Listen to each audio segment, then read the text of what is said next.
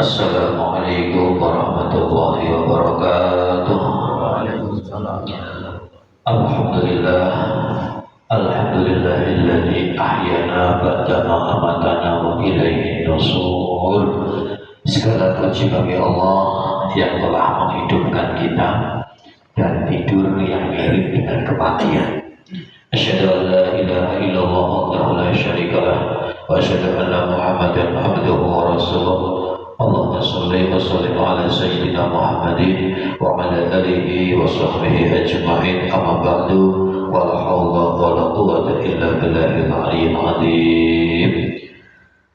Jamaah salat syukur rahimakumullah, senantiasa dan selalu kita bersyukur kepada Allah Subhanahu wa taala dengan mengucapkan alhamdulillahirabbil alamin, karena kita bersama bisa melaksanakan sholat subuh berjamaah dan juga puasa Ramadan di hari yang ke-12. Mudah-mudahan semua ibadah, amal baik, amal saleh kita, puasa kita diterima Allah Subhanahu wa taala. Amin ya rabbal alamin. Kedua, kita haturkan salawat salam Allah kepada junjungan kita Nabi Agung Muhammad sallallahu alaihi wasallam dengan mengucapkan Allahumma shalli wa sallim ala sayyidina Muhammad. Mari kita lanjutkan ngaji bersama, mudah-mudahan menjadi pengingat bagi kita semua. Bismillahirrahmanirrahim. An Anas radhiyallahu anhu qala Rasulullah sallallahu alaihi wasallam, man qala yakni idza kharaja min baitihi, man barang siapa qala berdoa ketika keluar rumah. Doanya begini, bismillahi tawakkaltu ala Allah la haula wala quwwata illa billah. Yuqalu lahu hudita wa kufita wa wuqita wa tanahha anhu syaitan. Jadi ketika kita keluar rumah, hadis dari Nabi, kita dianjurkan untuk berdoa, bismillahi tawakkaltu ala Allah la haula wala quwwata illa billah. Maka kita akan mendapatkan hidayah, petunjuk ketika keluar rumah. Wa kufita, dan tercukupi, wa wuqita, dan dijaga, wa tanaha, dan dijauhkan anhu syaitan, dari godaan setan. Hadirin rahimakumullah, hadis selanjutnya di babnya ganti tentang istiqomah. Babul istiqomah, bab tentang istiqomah. Bismillahirrahmanirrahim. Innal ladzina qalu rabbuna Allah thumma istaqamu tatanazzalu 'alaihimul malaikatu alla takhafu wa la tahzanu wa la tahzanu wa abshiru bil jannati allati kuntum tu'adun.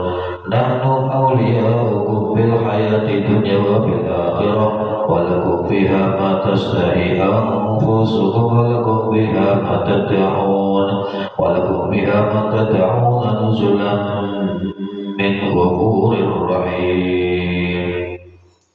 Hadis selanjutnya, wa an Abi Amr wa qila Abi Amrah Sufyan Abdillah radhiyallahu anhu qala qultu ya Rasulullah kulli fil islami qawlan la as'alu anhu ahadan ghairaka.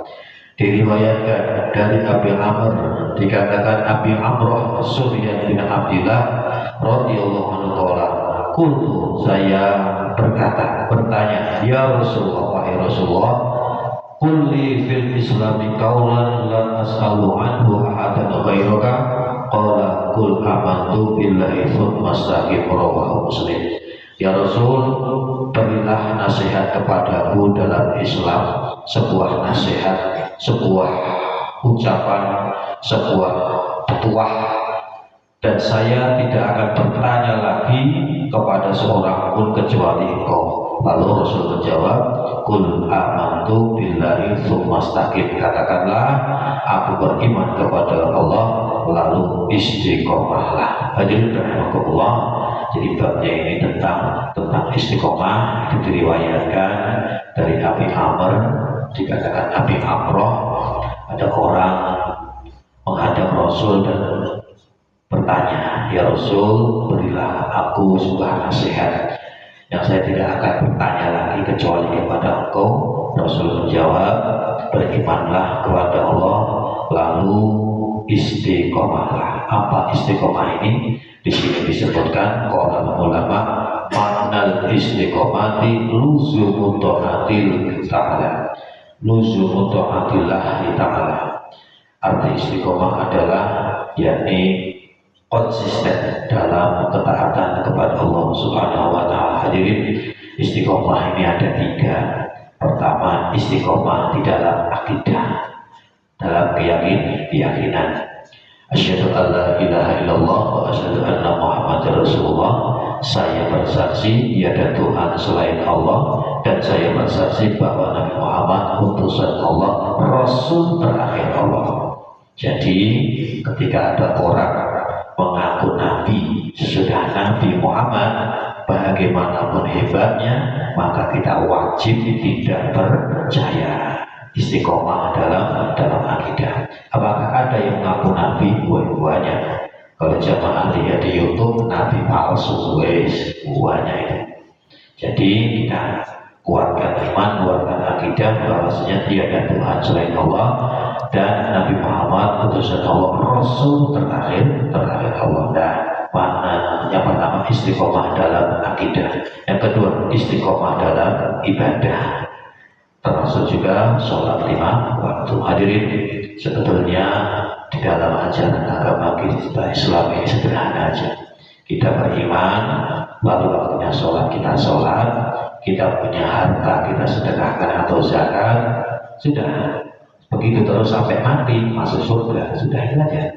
Jadi kalau kita kadang ikut pusing, kita mungkin dengarkan khilafiyah, jadi para jamaah yang awam tidak usah pikir itu. Pokoknya para jamaah sudah beriman, sudah waktunya sholat ya sholat, punya uang ya sedekah, punya uang lebih ya umroh, mati begitu terus sudah masuk surga. Sederhana itu aja. Jadi yang membuat bingung biasanya itu khilafiyah atau apa-apa. Hadirin rahmatullah, jadi istiqomah dalam ibadah. Yang ketiga, istiqomah dalam akhlakul karimah, akhlak yang mulia. Biasanya ketika ada orang mualaf, orang masuk Islam, itu biasanya saya nasihatkan 5 hal biasanya. Yang pertama mudah-mudahan istiqomah. Yang pertama itu biasanya saya nasihatkan mudah-mudahan dijaga iman Islamnya, jaga iman Islamnya, menjaga ibadahnya, menjaga silaturahmi, menghargai agama orang lain. Jadi itu biasanya yang saya nasihatkan ketika ada orang masuk Islam. Hadirin rahmatullah, lebih-lebih istiqomah dalam keimanan ini kita jaga bahwasanya iman kita hadirin ada nilainya. Iman Islam kita itu ada nilainya. Berapa nilainya? Apakah semobil? Tidak. Kecil mobil itu. Apakah serumah? Kecil rumah itu. Di dalam surah Ali Imran ayat 91 juz 3 ayat paling terakhir itu ada nilai iman Islam kita. Innal ladzina kafaru wa matu wa hum kufar fala yuqbala min ahadihim milkul ardi dhahaban wa la yuftada bih. Nanti artinya fullnya sampai lihat, itu intinya iman Islam kita lebih mahal daripada emas sepenuh bumi. Surat Ali Imran 91 juz 3 ayat paling terakhir.